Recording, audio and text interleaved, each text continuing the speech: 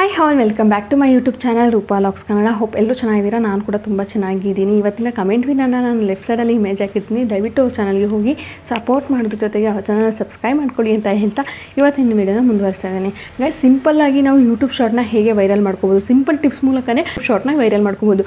ಇದಕ್ಕೆ ಯಾವುದೇ ರೀತಿ ಸಿಸ್ಟಮ್ಯಾಟಿಕ್ ಇಲ್ಲ ಆ್ಯಂಡ್ ಇದೇನು ರಾಕೆಟ್ ಸೈನ್ಸ್ ಅಲ್ಲ. ಶಾರ್ಟ್ ವೀಡಿಯೋನ ವೈರಲ್ ಮಾಡೋವಂಥದ್ದು ತುಂಬ ಸಿಂಪಲ್ಲಾಗಿ ನಾವು ತುಂಬ ಸಿಂಪಲ್ ಸ್ಟೆಪ್ಸ್ನ ಫಾಲೋ ಮಾಡಿದ್ರೆ ಸಾಕು, ಖಂಡಿತ ನಮ್ಮ ವೀಡಿಯೋಗಳು ಕೂಡ ವೈರಲ್ ಆಗುತ್ತೆ. ಯಾಕಾಗೋದಿಲ್ಲ? ಕನ್ನಡದಲ್ಲಿ ಎಷ್ಟೋ ಶಾರ್ಟ್ ವೀಡಿಯೋಗಳು ವೈರಲ್ ಆಗಿದೆ. ಈ ರೀತಿ ನಮ್ಮ ವೀಡಿಯೋಗಳು ಕೂಡ ವೈರಲ್ ಆಗುತ್ತೆ. ಅದಕ್ಕೆ ನಾವು ಫಾಲೋ ಮಾಡಬೇಕಾಗಿದ್ದು ಸಿಂಪಲ್ ಸ್ಟೆಪ್ಸ್ ಅಷ್ಟೇ. ತುಂಬ ಹಾರ್ಡಾಗಿ ಏನು ಫಾಲೋ ಮಾಡಬೇಕಾಗಿಲ್ಲ. ಸಿಂಪಲ್ ಸ್ಟೆಪ್ಸ್ನ ಫಾಲೋ ಮಾಡಿದ್ರೆ ಖಂಡಿತ ನಮ್ಮ ವೀಡಿಯೋಗಳು ಕೂಡ ವೈರಲ್ ಆಗುತ್ತೆ. ಮಿನಿಮಮ್ ಒಂದು ವೀಡಿಯೋಗಾದರೂ 100K 200K ವ್ಯೂಸ್ ಖಂಡಿತ ಬಂದೇ ಬರುತ್ತೆ. ಬಟ್ ಸ್ಟೆಪ್ಸ್ನ ಕರೆಕ್ಟಾಗಿ ಫಾಲೋ ಮಾಡಬೇಕು ಅಷ್ಟೇ. ನೋಡಿ, ಇವತ್ತು ನಾನು ಯೂಟ್ಯೂಬ್ನ ಸ್ಟಾರ್ಟ್ ಮಾಡಿ ಜಸ್ಟ್ 1.5 years ಆಗಿದೆ. ಆ 1.5 yearsಲ್ಲಿ ನಾನು 6 months ಬರೀ ಫೇಲ್ಯೂರ್ ಕಂಡಿದ್ದೀನಿ. ಯಾವ ರೀತಿ ವೀಡಿಯೋ ಅಪ್ಲೋಡ್ ಮಾಡಿದ್ರು ಕೂಡ ನನ್ನ ವೀಡಿಯೋಗಳಿಗೆ 50, 100, 150, 200 ಈ ರೀತಿಯೇ ವ್ಯೂಸ್ ಬರ್ತಾಯಿದ್ದು. ಸಬ್ಸ್ಕ್ರೈಬರ್ ಅಂತೂ ಕೇಳಲೇಬೇಡಿ. ನನ್ನ ಕಾಂಟ್ಯಾಕ್ಟ್ ಲಿಸ್ಟಲ್ಲಿ ಇದ್ದವರು ಆ್ಯಂಡ್ ನನ್ನ ಫ್ಯಾಮಿಲಿ ಫ್ರೆಂಡ್ಸ್ ಅಷ್ಟೇ ನನಗೆ ಸಬ್ಸ್ಕ್ರೈಬರ್ ಆಗಿದ್ದಿದ್ದು. ಸೊ ಏನೇ ಮಾಡಿದ್ರು ಕೂಡ ನನಗೆ ಯೂಟ್ಯೂಬಲ್ಲಿ ಸಬ್ಸ್ಕ್ರೈಬರು ಆಗ್ತಾಯಿರಲಿಲ್ಲ, ವ್ಯೂಸು ಬರ್ತಾಯಿರಲಿಲ್ಲ, ವಾಚ್ ಅವರ್ಸು ಕೌಂಟ್ ಆಗ್ತಿರಲಿಲ್ಲ. ಸೊ ನಾನು ಕೂಡ ನಿಮ್ಮ ಹಾಗೆಯೇ ಡಿಸಪಾಯಿಂಟ್ ಆಗಿ ಅದಾದಮೇಲೆ ಯೂಟ್ಯೂಬ್ನ ಸ್ಟಾಪ್ ಮಾಡಿದ್ದೀನಿ. ಇಲ್ಲ ಅಂತ ನಾನು ಹೇಳಲ್ಲ. ಅದಾದಮೇಲೆ ಮತ್ತೆ ಯೂಟ್ಯೂಬಲ್ಲಿ ಏನಾದರೂ ಮಾಡಿ ಕ್ಲಿಕ್ ಆಗಬೇಕು, ಸಕ್ಸಸ್ ಅನ್ನೋದನ್ನ ಕಾಣಬೇಕು ಅಂತ ಹೇಳಿ ಸ್ವಲ್ಪ ವರ್ಕೌಟ್ ಮಾಡಿ ಮತ್ತೆ ಕಮ್ಬ್ಯಾಕ್ ಮಾಡಿ ಮತ್ತೆ ಕೆಲವೊಂದು ವೀಡಿಯೋಸ್ಗಳನ್ನ ಅಪ್ಲೋಡ್ ಮಾಡಿದೆ. ಬಟ್ ಹೇಳ್ಕೊಳ್ಳೋ ಅಷ್ಟೇನು ನನಗೆ ವ್ಯೂಸ್ ಬಂದಿಲ್ಲ. ಜಸ್ಟ್ 1000, 2000 ಆ ರೀತಿಯೇ ವ್ಯೂಸ್ ಬಂದಿದ್ದು. ನಿಮಗೆ ತೋರಿಸ್ತೀನಿ. ನಾನು ನೋಡ್ತಾ ಇರ್ಬೋದು. ನಾನು ಬೇಕಾದ್ರೆ ಇಲ್ಲಿ ಸ್ಕ್ರೀನ್ ರೆಕಾರ್ಡ್ ಕೂಡ ಹಾಕ್ತೀನಿ. ಜಸ್ಟ್ 1000, 2000 ಈ ರೀತಿಯೇ ವ್ಯೂಸ್ ಬಂದಿರೋ ಅಂಥದ್ದು ನನಗೆ. ನೋಡ್ತಾ ಇದ್ದೀರಲ್ಲ, ಬೇಕಾದ್ರೆ ನಾನು ಸ್ಕ್ರೀನ್ ರೆಕಾರ್ಡ್ನ ಹಾಕ್ತೀನಿ. ಸೊ ಈ ರೀತಿ ವ್ಯೂಸ್ ಬಂದಾಗಲೂ ಕೂಡ ನಾನು ತುಂಬ ಡಿಸಪಾಯಿಂಟ್ ಆಯಿತು. ಬಿಕಾಸ್ ನಾನು ತುಂಬ ವರ್ಕೌಟ್ ಮಾಡಿದೆ ಶಾರ್ಟ್ ವೀಡಿಯೋಗಳನ್ನ ಅಪ್ಲೋಡ್ ಮಾಡೋದು ಹೇಗೆ ಮಾಡಬೇಕು, ಯಾವೆಲ್ಲ ಟಿಪ್ಸ್ನ ಫಾಲೋ ಮಾಡಿದ್ರೆ ಮಾತ್ರ ಶಾರ್ಟ್ ವೀಡಿಯೋ ವೈರಲ್ ಆಗುತ್ತೆ ಅಂತ ಹೇಳಿ ತುಂಬ ಸರ್ಚ್ ಮಾಡಿ ಅದಾದಮೇಲೆ ನಾನು ವೀಡಿಯೋನ ಅಪ್ಲೋಡ್ ಮಾಡಿದೆ. ಆದರೂ ಕೂಡ ನನಗೆ ವ್ಯೂಸ್ ಬಂದಿದ್ದು ಮಾತ್ರ 1000, 2000 ಈ ರೀತಿಯೇ ವ್ಯೂಸ್ ಬರ್ತಾಯಿತ್ತು. ಬಟ್ ಫಸ್ಟಿಗಿಂತ ಬೆಟರ್ ಆಗಿತ್ತು. ಫಸ್ಟ್ 150, 200 ಈ ರೀತಿ ವ್ಯೂಸ್ ಬರ್ತಾಯಿತ್ತು. ಅದಾದಮೇಲೆ 1000, 2000 ವ್ಯೂಸ್ ಬರ್ತಾಯಿತ್ತು. ಬಟ್ ಈ ವ್ಯೂಸ್ನ ನಂಬಿಕೊಂಡು ನಾವು ಯಾವುದೇ ಕಾರಣಕ್ಕೂ ಮಾನಿಟೈಸೇಷನ್ನ ಮಾಡ್ಕೊಳ್ಳೋಕ್ಕಾಗೋದಿಲ್ಲ. ಜಸ್ಟ್ 3 months ಒಳಗಡೆ ನಾವು 10 ವ್ಯೂಸ್ನ ಕಂಪ್ಲೀಟ್ ಮಾಡಬೇಕು. ಅದಕ್ಕೋಸ್ಕರ ನಾನು ಏನು ಮಾಡಿದೆ, ಮತ್ತೆ ಸ್ವಲ್ಪ ಗ್ಯಾಪ್ ತೊಗೊಂಡು, ಅಂದರೆ 1 month ಗ್ಯಾಪ್ ತೊಗೊಂಡು ಮತ್ತೆ ಸ್ವಲ್ಪ ಶಾರ್ಟ್ ಕಡೆ ವರ್ಕೌಟ್ ಮಾಡಿ ಅದಾದಮೇಲೆ ಮತ್ತೆ ವೀಡಿಯೋಗಳನ್ನ ಅಪ್ಲೋಡ್ ಮಾಡೋಕ್ಕೆ ಸ್ಟಾರ್ಟ್ ಮಾಡಿದೆ.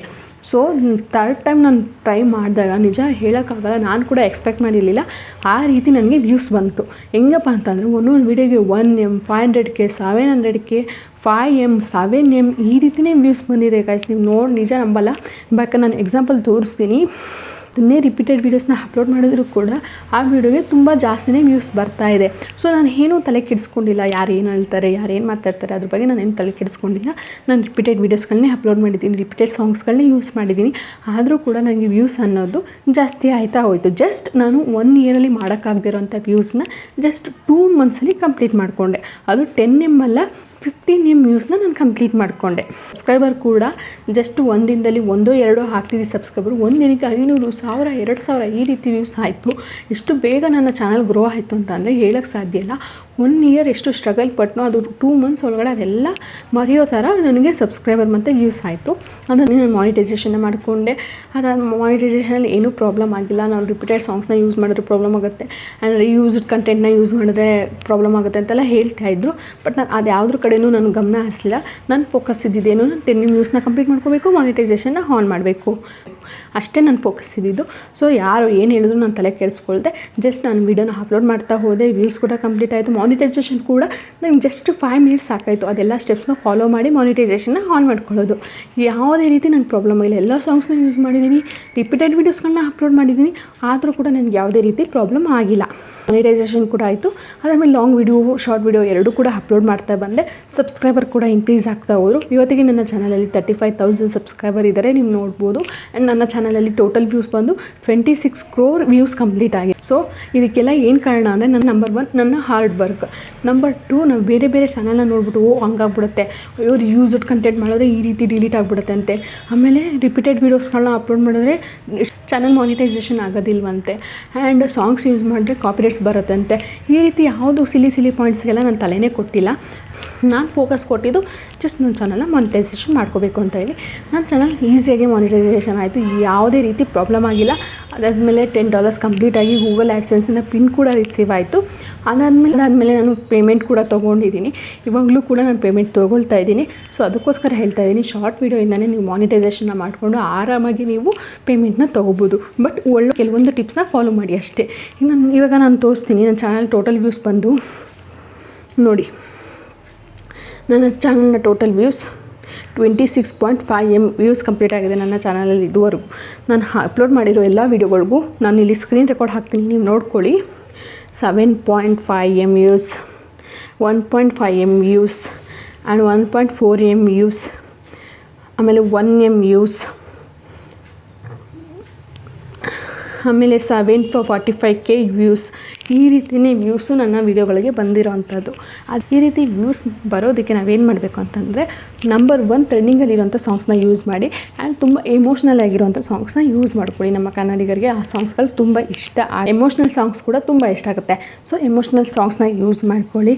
ಜೊತೆಗೆ ಹ್ಯಾಶ್ಟ್ಯಾಗ್ನ ಯೂಸ್ ಮಾಡಿ. ಹ್ಯಾಶ್ಟ್ಯಾಗ್ ಯೂಸ್ ಮಾಡಬೇಕಂತೇಳಿ ಜಾಸ್ತಿ ಹ್ಯಾಶ್ಟ್ಯಾಗ್ನ ಯೂಸ್ ಮಾಡಿ. ಸಿಂಪಲ್ ನಾನು ಹೇಳಿ ಈ 5 ಹ್ಯಾಶ್ಟ್ಯಾಗ್ ಯೂಸ್ ಮಾಡಿದ್ರೆ ಸಾಕು. ಯಾವುದಪ್ಪ ಅಂತಂದರೆ YT ಶಾರ್ಟ್,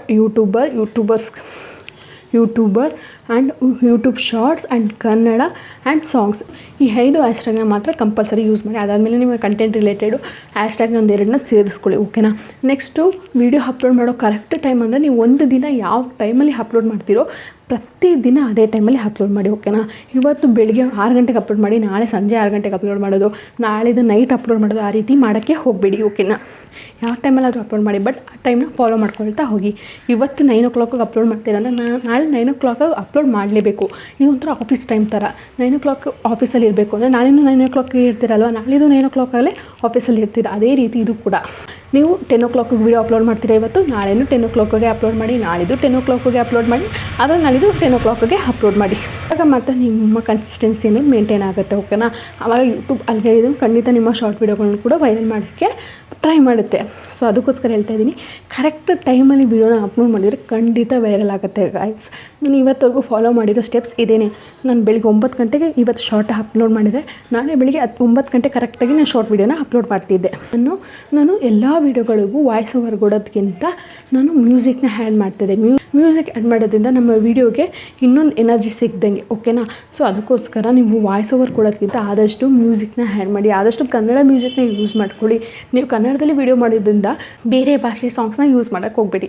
ನಮ್ಮ ಕನ್ನಡದಲ್ಲಿ ಆದಷ್ಟು ಒಳ್ಳೊಳ್ಳೆ ಸಾಂಗ್ಸ್ ಇದೆ, ಅದನ್ನು ಯೂಸ್ ಮಾಡಿಕೊಂಡು ನೀವು ಶಾರ್ಟ್ ವೀಡಿಯೋಗಳನ್ನ ಅಪ್ಲೋಡ್ ಮಾಡಿ. ರಿಪೀಟೆಡ್ ವೀಡಿಯೋಸ್ಗಳನ್ನೇ ಅಪ್ಲೋಡ್ ಮಾಡಿ, ಯಾವುದೇ ರೀತಿ ಇಶ್ಯೂಸ್ ಇಲ್ಲ. ಆ್ಯಂಡ್ ರಿಪೀಟೆಡ್ ಸಾಂಗ್ಸ್ನೇ ಯೂಸ್ ಮಾಡ್ಕೊಳ್ಳಿ, ಯಾವುದೇ ರೀತಿ ಇಶ್ಯೂಸ್ ಇಲ್ಲ. ಜಸ್ಟ್ ಕನ್ಸಿಸ್ಟೆನ್ಸಿಯಾಗಿ ವೀಡಿಯೋನ ಅಪ್ಲೋಡ್ ಮಾಡಿ ಅಷ್ಟೇ. ಸೊ ನಾನು ಹೇಳೋ ಈ ಸಿಂಪಲ್ ಟಿಪ್ಸ್ನ ಫಾಲೋ ಮಾಡ್ತಾ ಅಂದರೆ ಖಂಡಿತ ನಿಮ್ಮ ವೀಡಿಯೋಸ್ಗಳಿಗೂ ಕೂಡ ಈ ರೀತಿಯೇ ವ್ಯೂಸ್ ಬರುತ್ತೆ. ನೋಡಿ 26 crore ವ್ಯೂಸ್ ಅಂದರೆ ಕಡಿಮೆ ಅಲ್ಲ, ಅದು 1 year ಒಳಗಡೆ.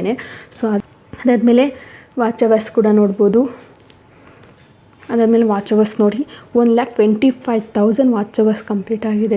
ನೀವು ಮಾನಿಟೈಸೇಷನ್ ಮಾಡ್ಕೊಳ್ಳೋಕ್ಕೆ ಜಸ್ಟ್ 4,000 ಅವರ್ಸ್ ಅಷ್ಟೇ ಬೇಕು. ಇಲ್ಲಿ 1,25,000 ವಾಚ್ ಅವರ್ಸ್ ಕಂಪ್ಲೀಟ್ ಆಗಿದೆ. ಇದೆಲ್ಲ ಹೇಗಾಯಿತು ಅಂದರೆ ನಾನು ಹೇಳೋ ಈ ಟಿಪ್ಸ್ನ ಫಾಲೋ ಮಾಡಿದ್ರಿಂದನೇ ನನಗೂ ಕೂಡ ಆಗಿತ್ತು. ನಿಮಗೂ ಇದೇ ರೀತಿ ಆಗಬೇಕಂದ್ರೆ ನಾನು ಹೇಳೋ ಸಿಂಪಲ್ ಟಿಪ್ಸ್ನ ಫಾಲೋ ಮಾಡ್ಕೊಳ್ಳಿ.